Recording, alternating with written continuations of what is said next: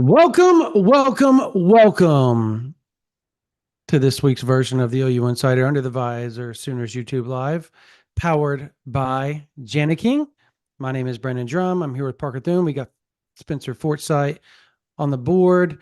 Yeah, lots to talk about, lots to discuss.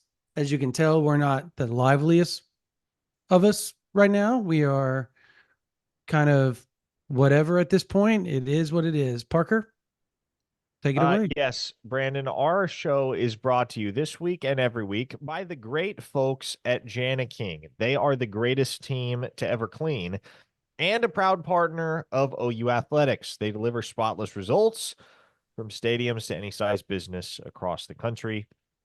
Visit janiking.com for unbeatable commercial cleaning services. That is JANIKING.com. And here, insert your desired joke about a cleaning being needed within the Switzer Center, because that seems to be what's on everybody's mind right about now. Yeah, it's not been great. Is that the only ad we have this week? Yeah, folks, you might as well go download the Autograph app while we are mentioning some of our partners. Autograph can be downloaded if you click link.ag.fan/boomer and use promo code boomer. It's a great little community of Sooner fans, exclusive content over there, including some from us. Just a really awesome one-stop shop on your mobile device for all things OU, completely free. No sign up required. You don't get put on an email list. Just an app that feeds you all of your OU content from us and other outlets every single day. It's like ESPN, but the OU version. There you go. All right, Parker, what do we want to start with? That's probably the wrong question to be asking. I mean, there's nowhere I really want to start, Brandon. that's That's true. the problem. Like, there's no super compelling storyline right now. Like, oh, this would be really interesting to talk about. We're all kind of the same mind, right? Which is that things kind of suck right now for Oklahoma after that loss to Texas.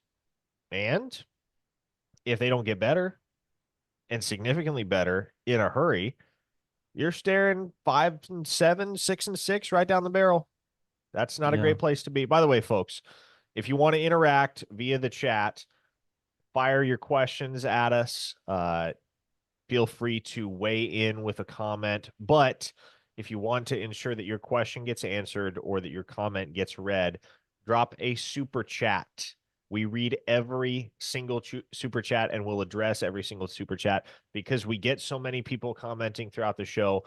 We can't promise that we'll address a standard comment, but we do make the promise to you every week that if you drop a super chat of any monetary value whatsoever, we will read it. We will address it. So the super chat is an excellent way to ensure that your desired topic gets covered over the course of the show.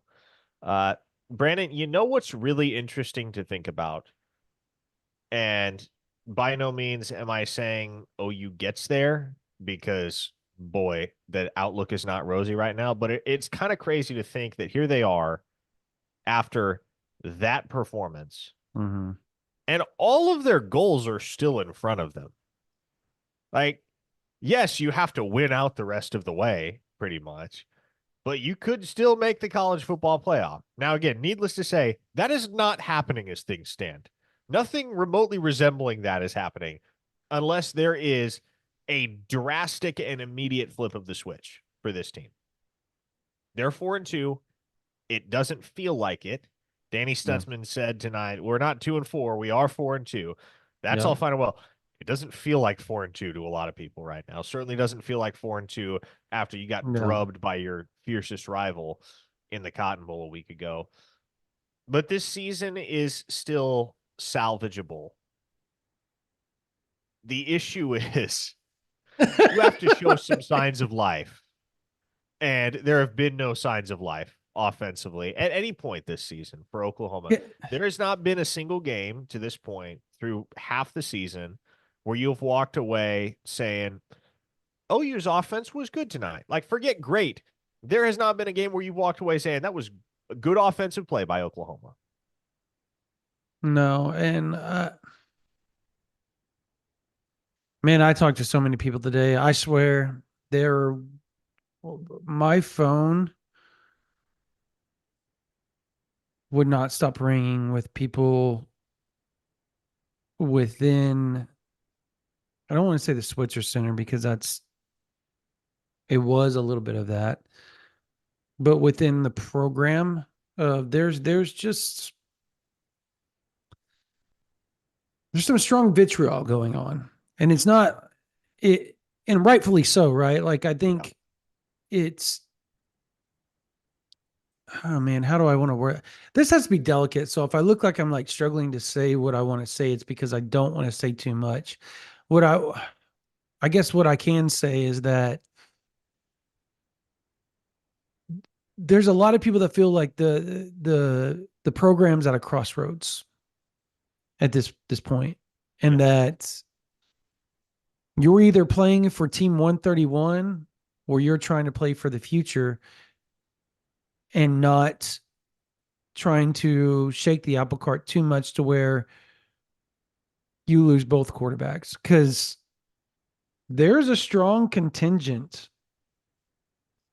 that feel like there is a vet that has 23 starts under his belt that has passed for 500 yards.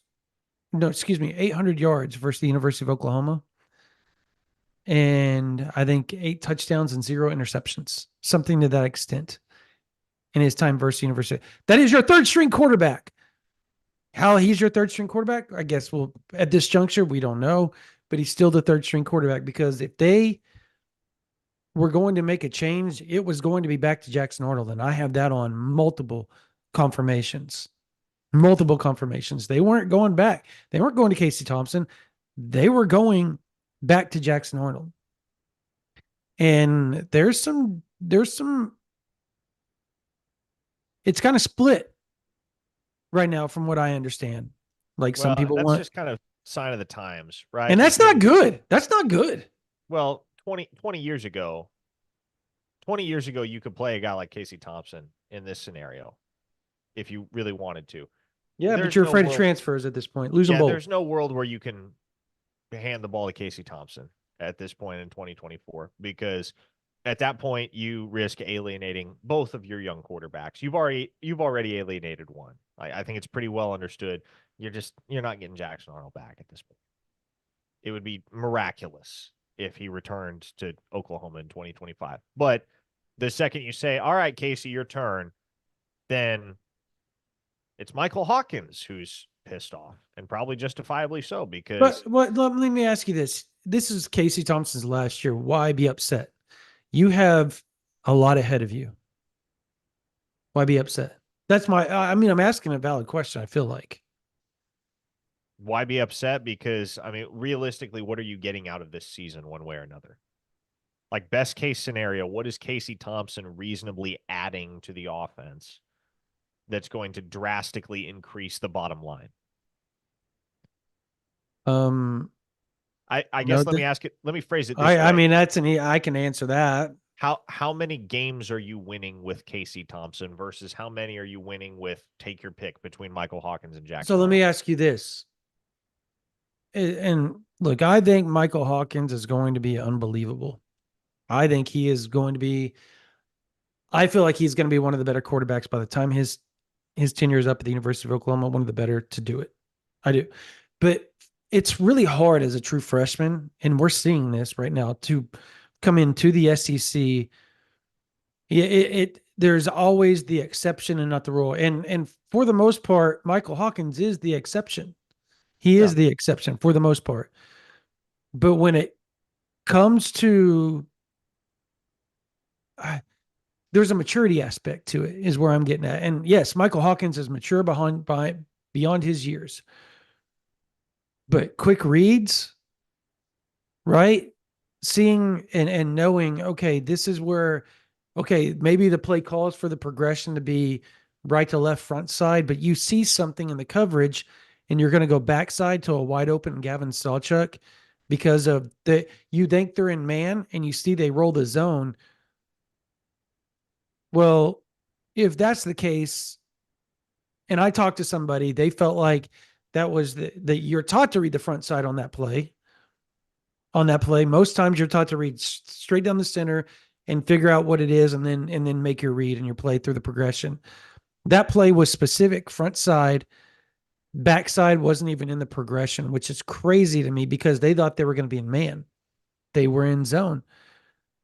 You kind of feel like a veteran would see that, right? Like a veteran. Do you not think that they score more points with a veteran quarterback? There's a On valid question Saturday to ask. specifically? Saturday specifically. No. You And don't think this that you don't think those wide open guys you're seeing on that particular play or just in on general? any play that there was wide open guys. Yeah, no, well, here's my take, Brandon. Like, and this goes even broader. Right now, And I I'm don't not think even. Hawkins is a problem. I want to make this very Well, yeah, clear, but I well, think in a broad spectrum, you can't have the team. There's it's weird how some people are saying they feel this way and others feel that way. That's what I'm getting at is like my somebody yeah, they have to make a decision, my right? my perspective on this is that it frankly doesn't matter who's playing quarterback right now. Like, you could trot Hawkins out there, you could trot Arnold out there, you could trot Casey Thompson out there. Right now, it's not a quarterback problem that this program is dealing with. It is there's no one issue. There are issues everywhere. Offensively, like on any given play, at least one guy, sometimes multiple guys, are just not doing their job or not doing it very well. No, It's agreed. a missed block. It's a wrong route. It's a stupid penalty. If it's not one thing, it's another. And those same They're things were happening to Arnold too. That's the thing, and people don't they're realize that. terrible at execution across the Yep. board offensively. Absolutely terrible. Which is another part of the reason why, like, this is not all on Seth Luttrell either. And I understand he is probably most culpable because the buck stops with him offensively. So Yep. I'm not trying to absolve Luttrell by any means. I'm not saying those of you out there that want Luttrell's head, I'm not saying your perspective or your viewpoint isn't justified, but it also has to be acknowledged that you can scheme as well as you want to. If the guys out there on the field aren't executing, you're hamstrung. Yeah. And time after time throughout this entire season, this is not specific to Saturday against Texas. You're seeing guys not execute their responsibility. And it's on occasion some of the most basic stuff. And see, this is where why I bring up Casey Thompson is because I'm so scared that at the end of the day, what they're doing to Hawkins could eventually ruin the confidence of that kid long term. You see where I'm coming from? Because I think that kid has too high of a ceiling, has a chance to be too damn good to have this crap just keep compounding on top of a young freshman like that. Like, that's tough. That's tough for him. That's tough for anybody. And like, I hope to God, and if I know his dad, I know that kid's going to be strong as hell mentally. But bro, even the strongest mental person can break. And if you keep getting thrown to the wolves and beaten and beaten and beaten, and then the blame starts coming at you as a true freshman, an 18, 19-year-old kid, that's hard to grasp. The Yeah. weight of the program's on his shoulders right now. It is. And by the way, shout out to Kirk in the chat for helping me realize I had not reset the Yeah, you settings on didn't my sound mic. very loud, buddy. I was way low. So thank Yep. you, Kirk. I got that adjusted. Hopefully you can hear me better now. But yeah, it's and to me, right now the situation with this offensive line and the way that they're playing, it's just not up to par, Brandon. Yeah. It's not. And I feel as though there is the compulsion, at least when I scroll on the OUinsider.com message board, there seems to be a compulsion amongst folks to either absolve Bill Bedenbaugh of blame entirely or want him fired. And if you don't feel one way, you feel another way. And I don't think it has to be one of two extremes. I think it can be acknowledged that Bill Bedenbaugh's unit is not living up to expectations. and they're not pulling their weight right now. And also, that does not change my opinion of the type of coach that Bill Bedenbaugh is. And it does not take away from his track record up to this point. Now, I've had a We got a couple of couple of super chats when you get done. yeah, we're gonna get to them, but I've had a couple of conversations in recent days that have uh, really hammered home a point that I've been making for a long, long time, which is in this day and age, if you want to field a strong offensive line, you have to spend money, be Yeah. that in the transfer portal or on the recruiting trail. And this offseason, there was a reticence to do that for offensive linemen specifically. The primary focus for Oklahoma with the NIL nest egg that they had, the primary focus was on the defensive line. A guy like Dominic Williams, right? The primary focus was getting guys in the defensive trenches, Dominic Williams, Caden Woolard, etc., that could beef up the defensive trenches, and for good reason. That was an investment that made sense. But if you make one thing your primary focus, it's going to be to the detriment of something else if you do have multiple needs as a program. And the Sooners did have multiple needs. Offensive line was a need, and they chose to focus on the defensive line. The defensive line has been really solid in 2024. That came at the expense of going and landing a couple of big time dudes on the offensive line and just taking guys that were a little bit more available at a little bit lesser of a price. Guys like Michael Tarquin and Fabechi Wiwu and Garen Hatchett, right? That they've got experience under their belt. They've been starters, but they're not rock stars by any means. I thought Branson Hickman would be, and maybe he still will be. He's just he hasn't been healthy, and it's been apparent, it's been obvious. He has not been 100% himself. And I just don't know where you turn at this point on the offensive line. And everybody wants to stump for the freshman, right? Get EPL in there, get BJ Brooks in there. They're not in there yet for a reason, and it's because they don't know what they're doing yet. No, they don't, and that's the problem you run into with the youth. They recruited really well, and unfortunately, it's not going to be until 2025 till you really get to see the work that Bedenbaugh has put in as far as high school recruiting goes. Now, granted, here's kind of the conundrum Oklahoma's going to kind of in right now, right? Like Michael Hawkins is obviously your future. Yeah. You've got Kevin Sperry coming in. You have Brennan Zerbrug there as well. You've moved Steele Wazzle, the tight end, which from everything I hear, there's a decent chance that that dude produces before he's done in Norman. And that's not coming from people in his camp. That's coming from people outside his camp. So like they think he's got a chance. He's super athletic. I mean, it's hopefully he's a more physical Bauer Sharp. And we can get into that conversation here in a minute.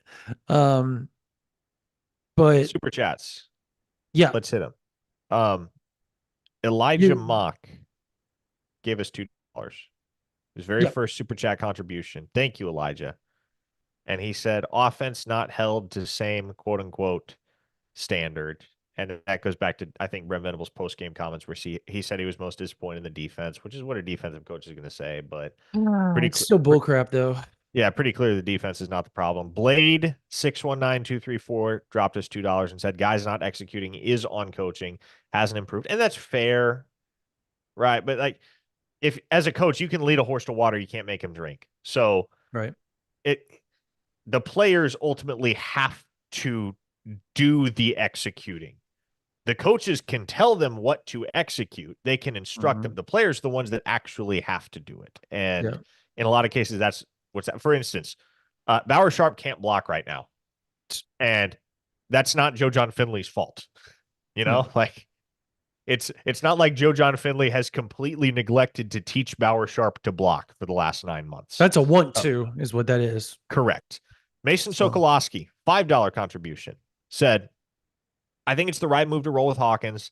This season's a wrap, in my opinion. Got to hire a new OC. No QB can thrive in this. I mean, we're talking historically bad offensively for Oklahoma, Brandon. Yeah. By every metric, this is as bad as the Sooners offense has been in the modern era. Since since John Blake. Yep. 98. Blake Wilson, $5 contribution. He said, I'm down with Kevin Johns. I'm tired of seeing this offense every Saturday.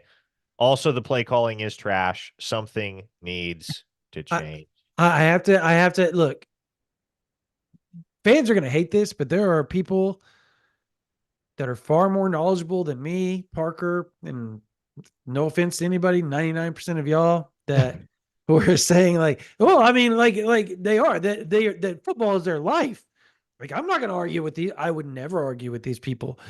And they rewatched the game and they specifically said, I said, Drum, it wasn't as bad. The play calling wasn't as bad as people wanted to put it out there. The execution sucked. People Yep. were wide open. Blocks were being missed that would have sprung touchdowns. Bad reads were being made. Routes were being ran wrong. But the creativity was there. They were doing things that Texas wasn't prepared for. But on the flip side, Texas ran crap that Oklahoma had not seen all season and really confused the hell out of them. But again, Oklahoma did the same thing. That's why they had drives starting and they were going. You could see rhythm was starting to be built. And then what happened? Bonehead things. And it's not just, but it's Parker, it's the upperclassmen. Yeah. It's the upperclassmen making the bonehead thing. Like, that cannot happen. Where's the leadership? Where's the accountability? And does that go back to coaching a little bit? Sure. Accountability, coaching. Totally understand that. But damn, dude, you're in your 4th, 5th, 6th year of college. You can't make stupid mistake after stupid mistake. That's you do when you're a freshman, sophomore. Yeah. Not a junior, senior, not a 5th-year senior, not a 6th-year senior. Mm-hmm. Jacob Matthews gave us $2 and asked, why are we still asking Bauer to try and block? That's a great question. Because he can't do it. He can't do it. Like, and we have enough of a sample size to conclude that. Like, that's just kind of a lost cause in 2024. Maybe you can coach it into him this offseason. But ultimately, as you said, Brandon, like it is a want-to thing. Yes. And he's a converted quarterback, so I guess I get it to an extent. There's not necessarily the same drive to go and seek out contact as a guy that's been playing tight end in the long term for years and years. But man, if you're going to be out there on the field playing tight end, you have to be able to block. Otherwise, you're just a wide receiver. There's another super chat. There's several. Oh, there are several more. Oh, yeah. Cole Birdwell gave us $5. Said, Parker, can you expand on your beef with the training staff? Hope y'all are having a good evening. Nope, I can't. We'll save that conversation for December. I will expand on it at a certain point. Not right now, though. Fro, $5 from him. Does having these wide receivers healthy really make a difference? Or is the offense too far gone? Love the pod, guys. And that's a great question, Brandon, because, I mean, look, do you miss Jalil Farouk? Do you miss Nick Anderson? Certainly, right? Like, you miss all those guys. Are those guys worth 31 points on Saturday? I mean, are we talking about the wide receivers? Yes.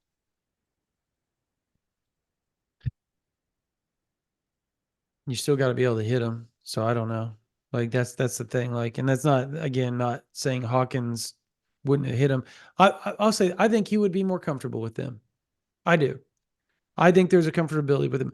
I think outside of Brennan Thompson, there is not a comfortability with him anywhere with anybody. Brennan Thompson's about it right now. I think we all can agree with that. But even he missed Brennan Thompson some. So I think I don't know. Like, he just got to be more patient. I was told this from a source that he was asked goal wise this week because in his mind, because he did it in high school too, right? Like, because he was faster than everybody. And so he could roll out, he could get away, and he could make some crazy things. And they said during fall camp, he would run around and they wouldn't blow the whistle, even if somebody got near. So he would be able to continue to make a play, even though he had a blue jersey on. Um, so sometimes that builds up a confidence that you can do that in a game. Well, at this level, them dudes are just as fast. Them linebackers, Yeah. some of them are as fast as Hawkins. And that's not a knock because Hawkins is a blazer. So that tells you the level that you're stepping up to in the SEC. Um, he was asked and tasked to really make a point to sit in the pocket all practice long, all week long, and really get used to accustomed to maybe he's going to take a shot here, maybe he's going to take a shot there, but he's got to make those completions and he's got to sit in there and take it instead of, try to use his legs all the time. And the source even told me, he said, you want to know what this is going to do? It's going to make his legs even more deadly because now people are going to be, they're not going to be looking for him to run all the time because he's going to sit there and he's going to be dinking and dunking and throwing passes. And next thing you know, he is going to take off a couple of times and really surprise them on times they think he's going to pass. And so it makes his legs a little bit more lethal, they thought. $2 a piece from Chase Donahue and Will Wise. Thank you guys. Very first contribution to the channel from both of them. Grateful for you guys. Jason 1 gave us $10 and said, BV, save the excuses for your buddy Seth. OU has the worst offense in the country. That's coaching. And I don't know about the entire country, Brandon. It's close.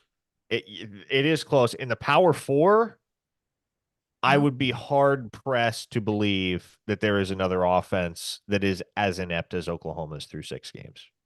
What's crazy is they're not the lowest scoring team in the SEC.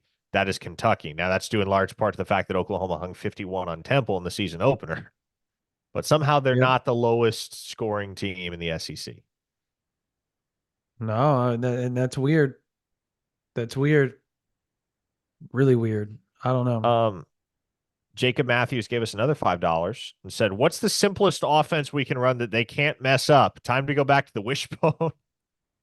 I know. I mean, with Hawkins' ability, hell yeah. Oh, man.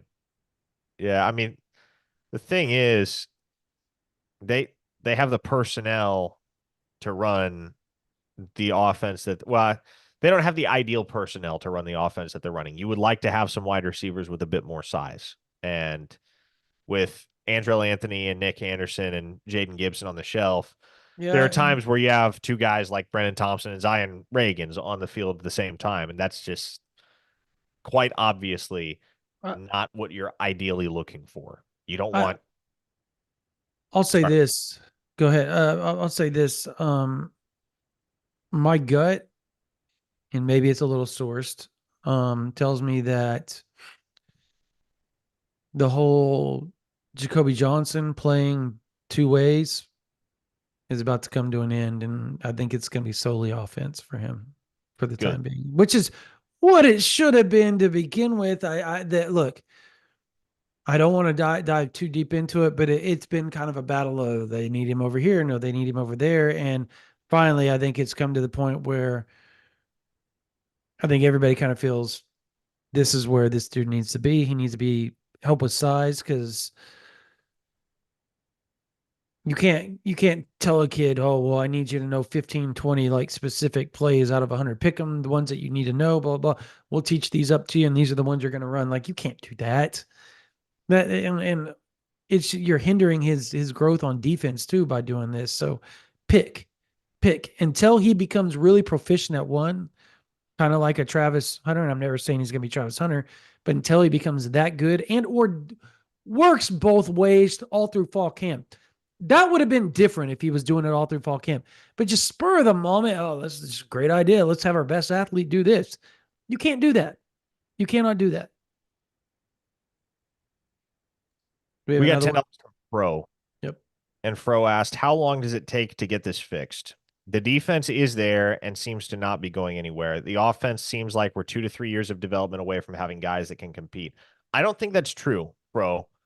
I think this can be a completely different offense in 2025, but it is all contingent upon this one thing. And I talked about this. I did a real in-depth piece an article that's published for VIPs right now over at ouinsider.com, and I took a look at several different aspects of the program. Took a real in-depth look. The members, and I just posted about 3 hours ago, the members that have read it in those 3 hours have really enjoyed it. I would recommend you go take a read if you haven't already. But my biggest point of emphasis was this, and this goes hand in hand with what needs to happen in order for the offense to be where it needs to be to keep this program in championship contention going forward. You have got to spend money this offseason, and you have got to spend money for the right things. And right now, the right things for this football team, the things that are going to put them in that conversation next year, assuming it all gels and comes together with the coaching staff on the practice field, like it's got to cohere. But the pieces you need are you need a couple of stud offensive linemen because you need to revamp your offensive line. There are some guys that you can work with right now. Jacob Sexton is good. EPL is going to be good. There are pieces there, but you need to go score a couple dudes in the portal that are difference makers, that are brick walls. That's where it starts. Because until you have a strong offensive line, you're not going to be able to do a whole heck of a lot offensively. At least not unless your game plan is to just have Michael Hawkins run around and make something happen, which sometimes he can do. Sometimes he can't. You're going up against SEC defenses. That's not a sustainable model for success. Yep. But you have a quarterback you can build around. You have a running back that you can build around in Taylor Tatum. You need to solidify your offensive line. You need to go get a tight end in the portal that can block and catch with equal aplomb. You need to figure out who the best tight end in the portal is, and you need to go land that guy. Yep. Whatever it costs, whatever that takes, the tight end position cannot be a liability for this program. And Jake Roberts is gone after this season. So the guys coming back are Bauer Sharp, Cade McIntyre, Caden Helms, and Devon Mitchell. You'd hope that you have answers there, but you can't count on that. Not from what you've seen so far. You need to go grab another tight end. Make sure you have an answer there. And then you have to go find a couple of dudes at receiver as well. And hopefully 2 or 3 of the 5 guys that are sitting out right now due to injury are back in an OU uniform in 2024 or 2025, excuse me, and that'll help. To me, it doesn't matter. You still got to go grab 2 dudes that are legit, high impact. Oh, I think Choice will be. You say what now? I think Emmanuel Choice will be as a freshman. Yeah, and I think Manny Choice is gonna be an impact dude as a freshman. I believe that.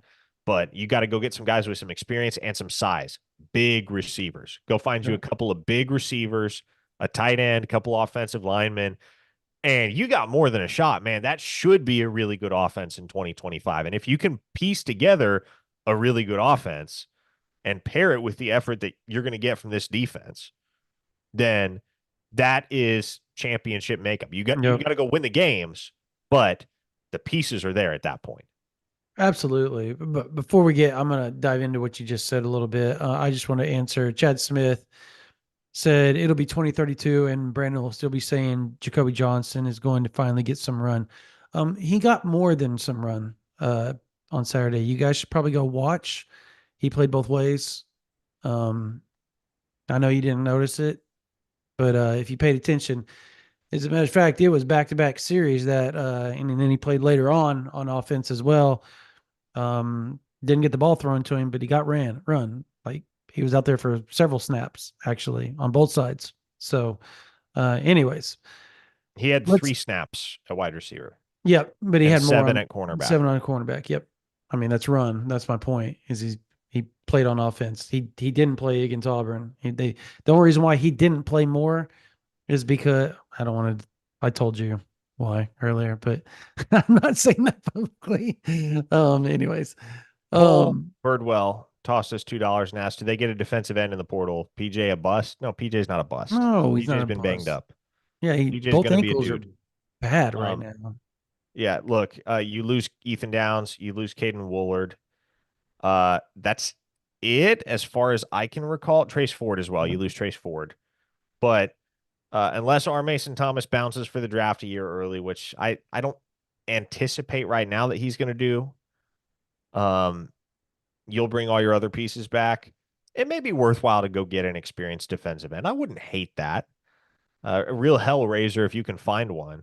But I think you've got solid defensive end talent on your roster that ought to be coming back The, next year. they'll go get a defensive tackle in the portal. I'll guarantee you that. Like they'll go Yeah. grab somebody in that. Anyways, what you were saying earlier about the wide receivers and stuff, like I think even this year, just getting if you can somehow, if like Jalil Farouk was supposed to be back this week, and obviously he did not progress the way that they thought he was going to progress, which has been kind of par for the course lately. So you kind of expect it. But he was expected, like if you talk to people after Houston, he was close to getting out of the boot and off the scooter then. And yet it was another 10 days before he got off the scooter. And now he's finally out of the boot. I think it was last week he got out of the boot. So you might be able to expect him, what, Maine is probably your best bet. And that sucks because you got to go South Carolina and you got to go Ole Miss. And then finally you get to play Maine. So that's another 3 weeks maybe before you see him. I mean, maybe you're getting back for Ole Miss, maybe, but I mean that's kind of where it's at. But he would be a huge help because he's what 6', 6'1". I mean he's a bigger guy, but he's a faster guy. I mean he's kind of what maybe CeeDee Lamb size would be probably the best way to. He's not overly big, right? But he's big enough that he can go up and make plays for you if you need to. He's not Brennan Thompson. He's not Raggins. Like he's a bigger body is what I'm saying. So Yeah. that would help. Chris White gave us $5. Very first contribution for him. He said, "We thought we were pairing a good offense with a good defense this year. Love the show." You know what's crazy, Brandon? It's Yeah. gosh, and the timing is just so wrong because if you pair last year's offense with this year's defense, that's a national championship contender. Yep. And that's undeniable. Yep. Undeniable. That was a top 10 offense in college football last year. A top 10 offense plus this defense. Oh boy. Think about it if you're Gavin Sawchuk right now. Think of everything you were up for. You were on the Doak Walker watch list. You were up for the Warful Award. You were up for so many things after 800 yards in 5 games last year. I don't think he got worse. I just think the offense got worse. I mean, is there any way to not say that's fact? He's running behind a worse offensive line. Yep. But at a certain point, you got to go make something happen. Yeah, but I don't think it with how things are. And I talked to somebody today, and I told them this. He's a patient runner, and being a patient runner with this offensive line just doesn't mesh well. No, because you wait too long, things aren't going to get better. They're going to break down. Yep. So I mean, Cole Brignac threw us $2 and asked if Luttrell gets fired, do we lose Jaden O'Neal? Probably. Look, you're going to have to re-recruit him one way or the other. Whether he stays committed or not, you're going to have to re-recruit the kid. I don't think I can kind of speak on this a little bit. I don't think they completely walk away just like that because they're more sold on OU as a whole and what the offense has always been at the University of Oklahoma, and they love the area. They love all that type of stuff. But as Parker said, whoever they bring in, that's got to be your first thing you do is fly out or do whatever you can to get in front of Jaden O'Neal and his dad and say, this is what I'm going to do for you. Stick with us. Trust me. This is what because he's recruiting the hell out of this class. Like he's trying to build something special. And that 26 class has a chance to be really, really special if they continue to do what they're doing behind the scenes. So that would, I think, Parker, I know people are going to hate to hear this, but much like the excuses that BV is going to have if things continue to go bad with all the injuries, Seth Luttrell is going to have those same excuses. Yeah. So we'll see. Chase Donahue gave us $5. He said, Parker, so we need to completely revamp our offense from the portal. We need everything other than a quarterback and a running back. Do we simply need to recruit better? Um, Look, recruiting better would always help. Like, and I feel like it can always be said that a program could be recruiting better, unless you're Nick Saban's Alabama. They've had no issues recruiting. And I mean, there was a time, probably about a 2-3 year span, where Ryan Day and Ohio State really had a role in too. But yeah, you could stand to recruit better always.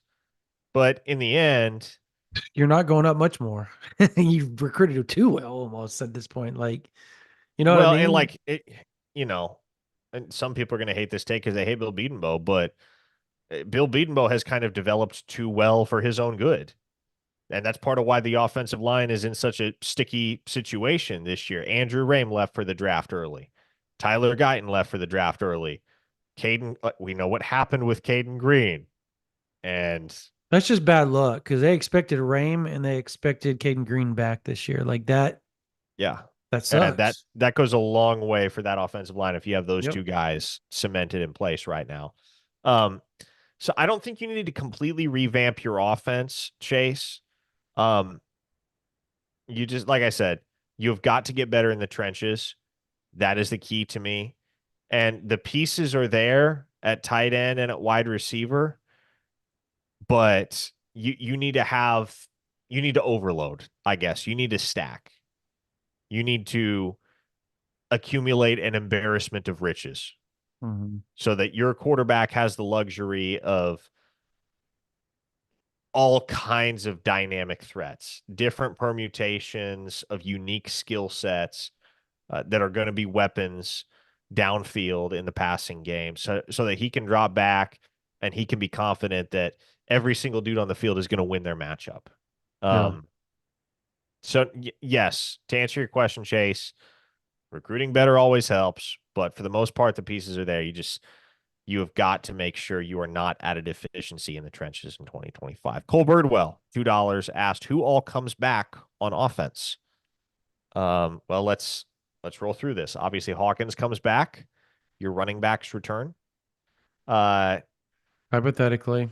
yeah, hypothetically, your wide receivers. If Jalil Farouk comes back before the Mizzou game, then he's gone at year's end because he's out of eligibility. Everybody else is going to have the opportunity to return. Mhm. On the offensive line, Troy Everett comes back. Jacob Sexton comes back. Jake Taylor comes back. Fabechi Wiwu comes back. So, yeah, some of those guys that will have a year of experience under their belt in this And iteration of the OU line, they'll return. Um, but all the you got young to, guys. Yeah. yeah, a lot of young guys. You just got to make like nobody's job is safe after a season like this if it continues down the current trajectory, Yeah. right? You got to make sure that anybody that is not a surefire stud has some heat on their tails for that starting role. Chad Smith, $5 from him. First off, actually, Kirk Bryan gave us $2 and said hard to judge Sawchuck on 20 carries. Yeah, that's fair. Chad Smith gave us $5 and said BV has to learn how to get a team through spring, summer, and fall healthy before we can win a natty. We cannot start the season so beat up each year. I mean, I asked somebody to last night if things were different in how they approached fall camp that caused all this, and their exact words were, "No, the same physicality that they've always done." And I'll say that I think this all leads back to, and this isn't on Schmitty. I want people to understand that when I say this, I think this leads back to summer workouts. And when you've got tweaks here, things here, blah, blah, blah, and people power through it instead of sitting out a day or two, that's where the soft tissue stuff starts to compound and things get really bad. And eventually it just, everything breaks down, and it's too far gone at that point. And now you're out for weeks or months because of, instead of sitting out a few days, You try to power through to be that teammate and everything like that. And, sometimes players don't fully tell the truth of how bad they're hurt. And that's another thing fans need to understand is that, yeah, there's some things going on with the training staff that Parker is upset about and I'm upset about. But at the same time, players can, they don't tell the truth. Yeah, I'm not really that hurt. You know what I mean? And that that happens across college football, mind you.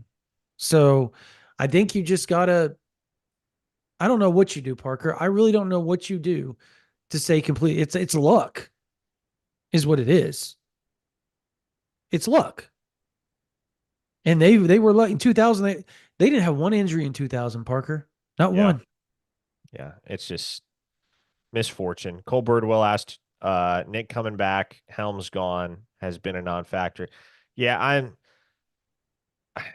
I'm almost to the point where I'm like, okay, you got to give Caden Helms some run. You got to give Cade McIntyre some run. Give anybody some run at tight end instead of Bauer Sharp. And I'm not like out on the Bauer Sharp experiment. He's a good pass catch. Like he provides value Super as a athletic. Yep. pass catcher. He can't block. And if you're on the field as an inline tight end, you have got to be able to block. I do Oh think my it's past God. time that Caden Helms gets a look. Cade McIntyre has gotten a bit of a look. He's had some health struggles. But yeah, Nick Anderson, as to whether he could, like, I'll put it this way. I don't think he goes to the NFL at season's end. I would hope he learned from what happened to his brother, which Rodney left too early. I thought it was pretty evident in a lot of people's minds that he left too early. Yep. And in the end, one thing leads to another, and he's out of the NFL after what, 2 years? So Yep. there's no need for Nick to rush. He's going to have 3 years of eligibility starting next year in 2025. He can get a medical waiver for this year. So he can take his time. He can continue to develop, learn from Emmett Jones, and produce. And at that point, he's a guy, Brandon, that has the skill set to be in the first round conversation one day. He's just got to stay healthy and he's got to produce. Yeah, that's the thing, the healthy part. So we'll see. Um, oh my gosh, somebody Bagman said, Coach be the you best O-line coach in the world, looked at Spencer Brown and said, I want that guy. Yeah, there have only ever been two players that I looked at and wondered, what is Bill Bedenbaugh thinking? One was Spencer Brown, the other was Colin Montgomery. With both those guys, this is like I don't see it. there is another one. Oh my gosh, what here, I'm looking him up real quick. Oh my gosh. Logan Roberson. I don't know his Logan name. Robers, is that a real person? Yep, you're gonna have people in the chat. They're gonna know who I'm talking about. So, Logan Roberson. That's got to yep. be going back a few years. Mm, I think 2018, 2017, Okay. 2019, maybe. I don't know. What year was Logan Roberson, guys? Somebody, somebody in the chat, let us know. I can't remember the exact year it was, but I just remember he was like a 2-star. That's what I remember. It Nathan with a was a good 2-star. point in the chat. He said Tatum isn't playing as much because he does not know blocking. Inexcusable to play a tight end with the same issue. Yeah. That's fair. At this point, I'm like, just have Bauer Sharp play wide receiver because I do think he adds value as a pass catcher, but that can't be the extent of your game as a tight end. It can't be. Not in this offense. This offense needs all the help in the blocking game that it can get. And if you're a liability, then you can't be on the field. At least Yeah. not at tight end. Folks, I'm not talking about Corey Roberson. I'm talking about Logan Roberson. Exactly. You all don't know who he is for a reason. But yes, he was recruited at Oklahoma at 2018. There it is. Thank you, Jeff Spangler. Are you related to Ryan Spangler? Just out of curiosity. Anyways, yes, he is Hair Oklahoma's finest.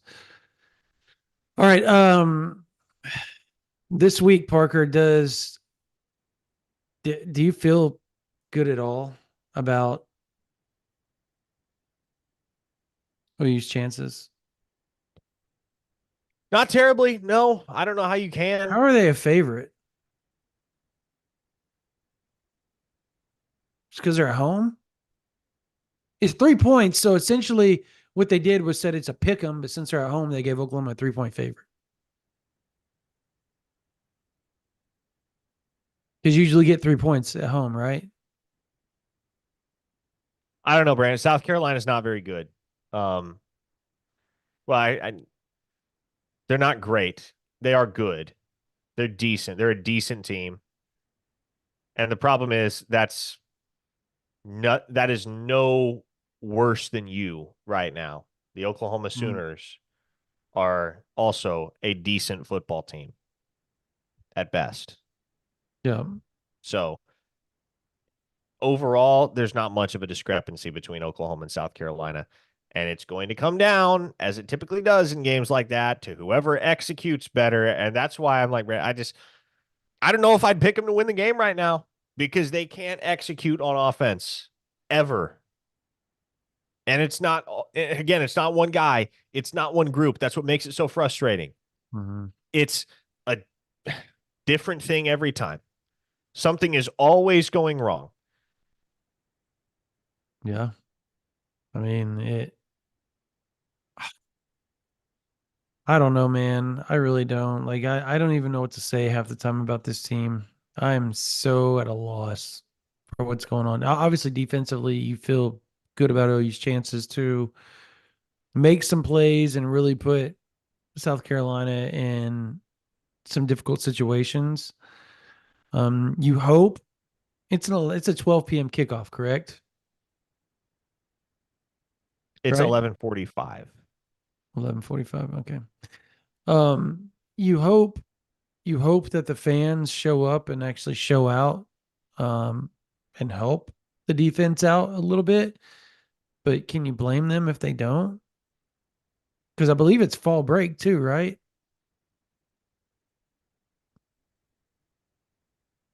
Is I know it? I we're don't on know. fall break. I don't know. We got another $5 real quick here from Who's Nico. He said Who's driving down Nico? from Omaha for the game Saturday. Eric Swenson, another lineman who was not a great pickup. Also, how are we feeling about OU basketball? OU basketball has a lot to prove this Eric year. Swenson ended up being pretty dang And good. I was about to say Eric I was Swenson like, was not what? Eric Swenson was not great. He was not terrible. No, He he was a was not multi-year terrible. starter. Yeah. I mean, he was I'll put you like this. This is one of the all-time quotes. I'm not going to say who said it to me. I'll let you know, Parker, one day.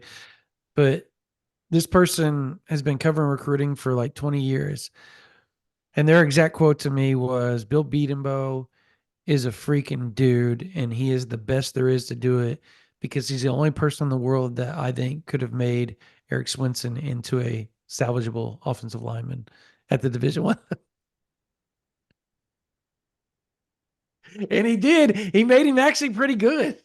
And that was his point. He's like, and he's actually pretty good. Oh, So water into wine.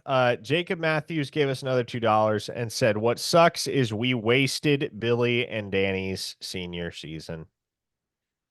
Yeah, that's what's gonna hurt, man. And there's so much that hurts about some of these recent campaigns. For instance, looking back at 2023 and knowing that 12-0 was right there, and you choked it away against Kansas and you choked it away against Oklahoma State. That was it was you lost all Danny within your Stutzman. That's control and you tough. squandered it. That's tough. 2021, knowing that you're that close, you're a Trayvon West PI no call in the end zone in Stillwater away from going to the college football playoff again. But in 2024, as you look back on it, what's going to suck is that yes, that was Danny Stutzman's senior season. Yes, that was Billy Bowman's senior season. And both of them came back with championship aspirations with the goal of helping lead this Oklahoma team back to the promised land. And again, I guess that's still technically within the realm of possibility, Brandon, but we have seen nothing to indicate that this Oklahoma team is anywhere close to a championship contender. They most certainly are not. It isn't a super chat, but I'm just gonna read it because it was funny. Because Resi Light, Cam Rising will be back for his 10th year. I think it'll be his eighth. But yeah, nonetheless, I get your point. Maybe Oklahoma should go after him. Um, you want to know what Oklahoma did at one point? He was actually committed to the University of Oklahoma in 2018 for actually a long period of time, and then decommitted once Kyler Murray showed up, and or once they realized Kyler Murray actually was coming back. When they realized that he was going to play the game of football in 2018, they decommitted, and that's where Tanner Mordecai came in to the fold at that point. But wouldn't that be kind of just a complete circle if Cam Rising actually did transfer out and ended up at Oklahoma for 1 year in his eighth season to play football? That would be actually kind of cool. $5 from Ola Kyle, who said, if Seth Luttrell and Joe John Finley are going to get fired, why would they still have motivation to recruit? Why would a recruit still commit to dead men walking? Well, you wouldn't, at least not under normal circumstances. They'll recruit because they want to build a relationship for their next job, by the way. Yeah, well, and Seth Luttrell and Joe John Finley are still employed right now. I know a lot of you want them gone. They're still employed by the University of Oklahoma, and they can save their jobs over these last 6 games. Things got to change dramatically, but they can save their jobs. That's still within the realm of possibility. And yeah, again, for guys like that, if you're not coaching one place, you're coaching another next year. Mm-hmm. So you got to continue to maintain those relationships and sow the seeds and water the bamboo, as Brent Venables once said. Yeah. I mean, they've got to figure out something for next year, dude. I don't know. They've got a long ways to go, Parker. This is going to be a very long season. And I mean, do you have confidence in next season? In next season, yes. Because I think if the rest of the season plays out the way it kind of looks like it's going to play out, which is, I don't know, 6-6, it's going to piss enough people off to the point where I think there will be the requisite money unloaded this offseason to foment substantial change. Yeah. I'm talking roster overhaul more so than staff revisions, although I do think there will be those. I'm talking roster overhaul, i.e., here's a blank check. Here is a position of need in the transfer portal. Go fill it with the best player available, whatever the cost. Another $5 from Jeff Phillips. Hits his very first super chat. Thanks, Jeff.